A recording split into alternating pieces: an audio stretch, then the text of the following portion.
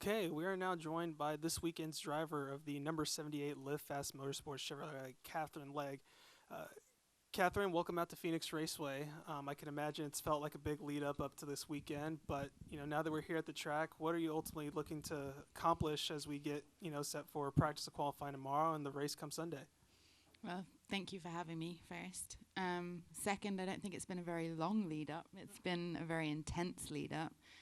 I've literally known about doing this race for about 10 days, maybe. I sat with the NASCAR folks in Atlanta and asked them what I needed to do in order to be licensed in NASCAR, and I have to start on a short track, and so here I am. Very happy to be here, very happy that BJ and Live Fast gave me the opportunity. And I've spent the majority of the week in North Carolina driving the simulator. So RCR were kind enough to let me on their static sim, and Chevy were kind enough to put me in the DIL there, the motion sim. And Hendrix were really cool, and they let me do pit stop practice, and Cowlick have been awesome. So I feel like super well supported and as prepared as I possibly can be, having never driven on an oval like this, a car, next gen car. I've done a handful of stock car races in my career, so I feel like I'm either going to sink or swim, but everybody's given me the best possible opportunity to go out there and do a good job. Cool deal. We'll begin opening up to questions. If you have a question, raise your hand. We'll get a mic to you. We'll start with Cameron over here on the right, then we'll come to Holly, then Bob.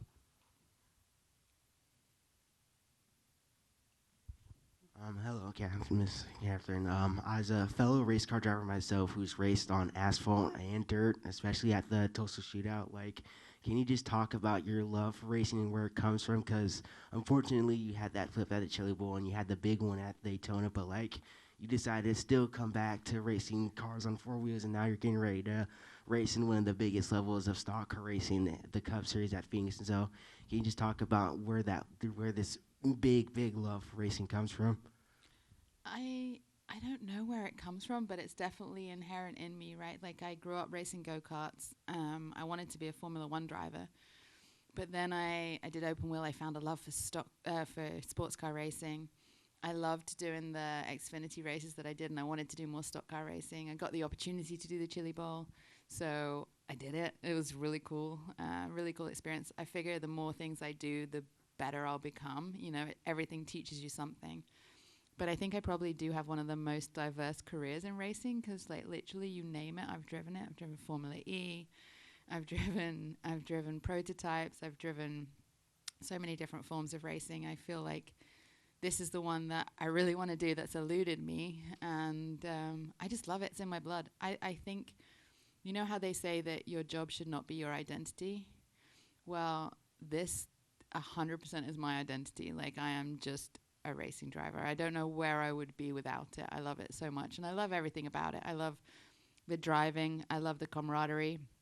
I love the competition with everybody else. I love the competition with yourself. I love the technical elements of it, and figuring out what you need to do to make your race car go fast. I love the strategy. So literally every aspect of it makes me want to get out of bed in the morning. So I just love it. We'll come up to Holly and then Bob. Hi, Catherine. How are you? Holly Kane with the NASCAR Wire Service. I have a couple questions. The first one, if I were to guess, I would have probably thought a road course would be where you would make your first start. If you could kind of talk about how that did or didn't work out, or maybe in the future.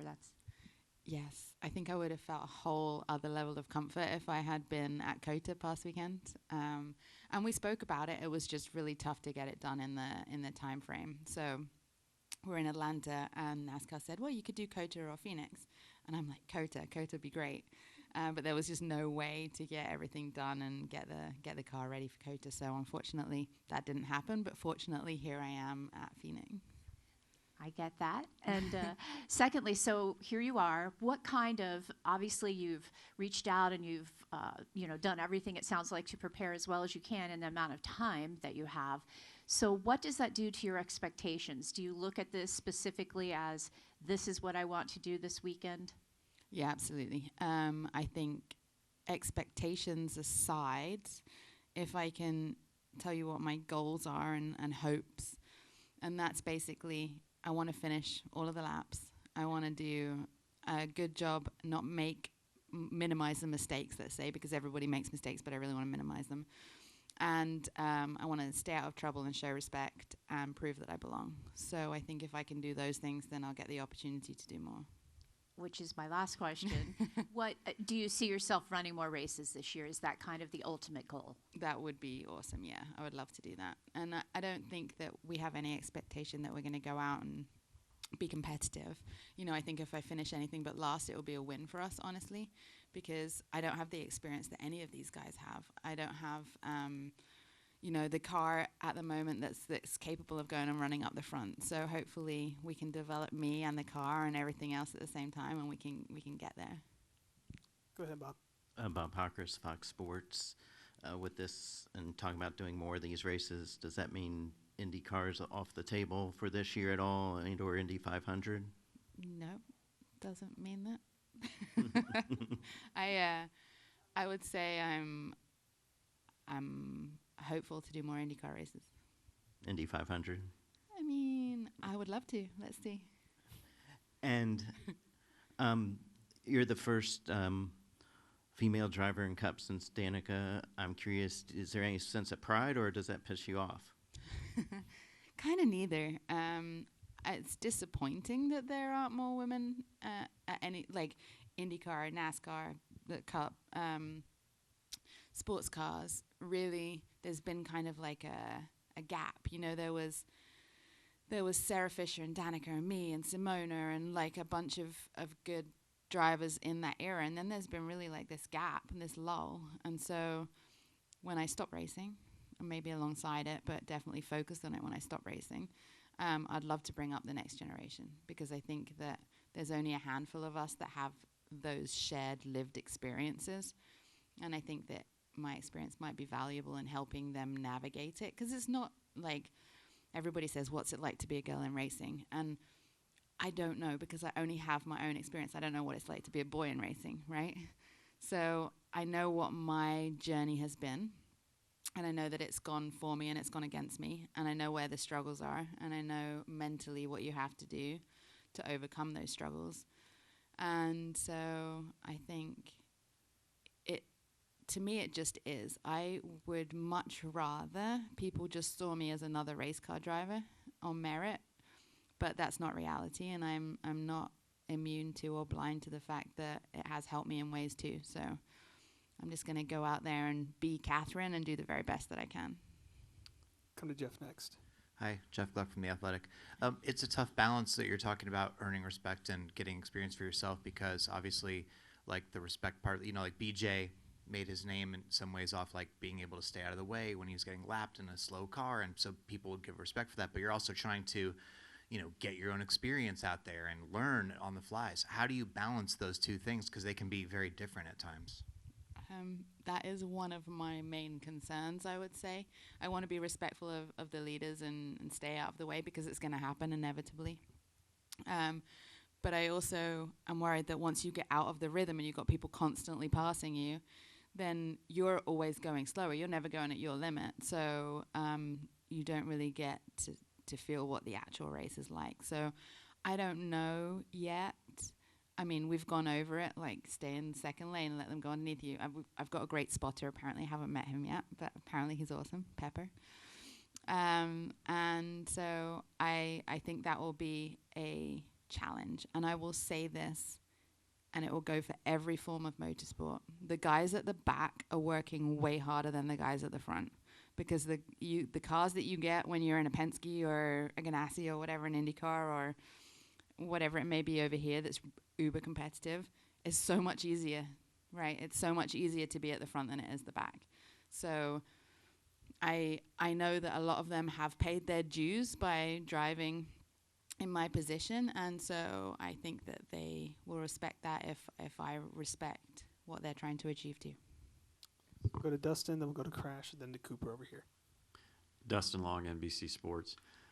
You talked about just this quick process from Atlanta to here, and I know things can't happen fast enough for racers, but when you talk about trying to get comfortable and getting the experience, would it have made sense, or why is it so important to be here this weekend as opposed to maybe later at the month in Martinsville, or another short track race, as opposed to going through this quick process you're going through? That's a great question.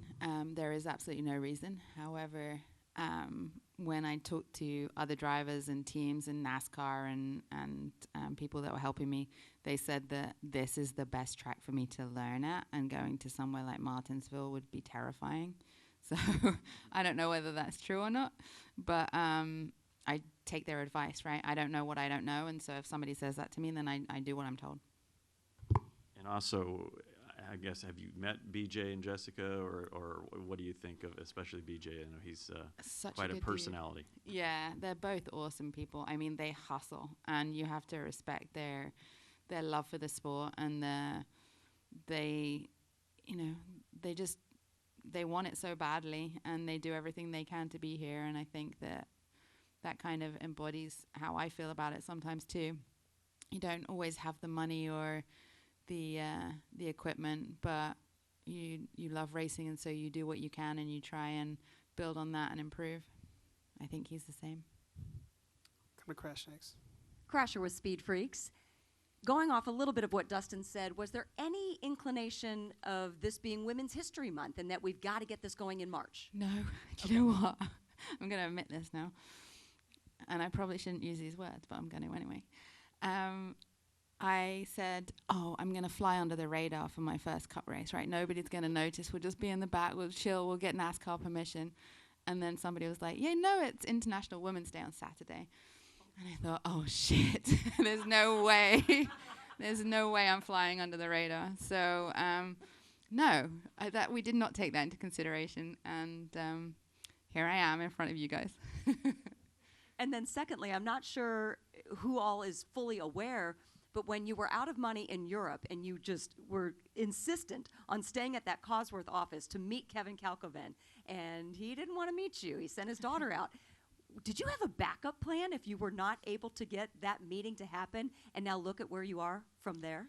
Yeah, no, I didn't. I think when you want something badly enough, you find a way to make it happen. And so I think I just kind of clawed and tried and fought and did everything I could to get as many opportunities as I could. And I've honestly driven some really bad cars that I probably shouldn't have driven. I nicknamed one the car of almost certain death.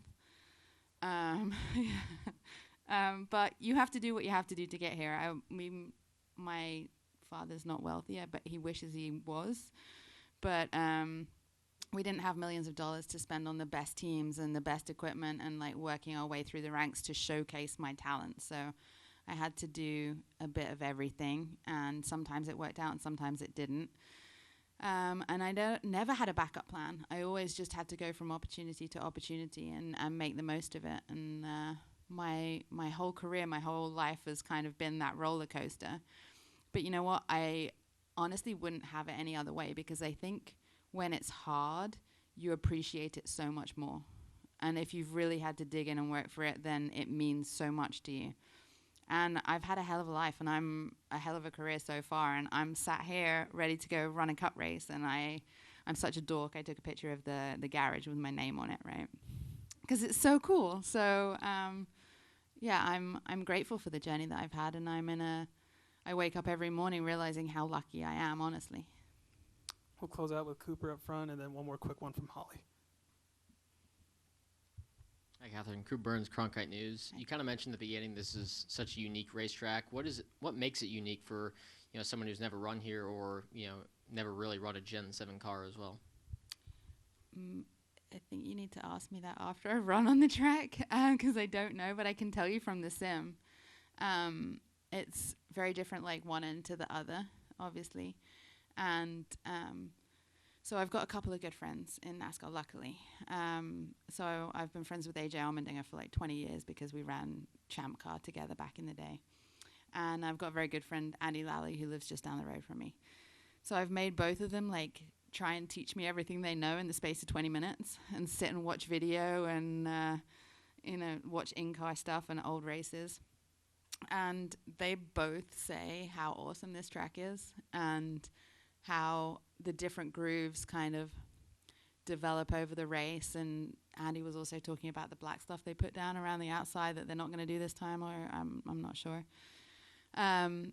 But there's the dog leg that you can cut as well, and all the things. And it's in a really unique place, and it's a really cool setting. And the racing's always so good here. And it's a place where I can move out of the way, right, if I need to. So I think that's important. It's wide, and yeah, hopefully sunny. Exactly. One last thing, and you kind of alluded to this actually. Have you or do you know many of the other competitors? Obviously, you mentioned AJ and Andy, but do you know? Okay.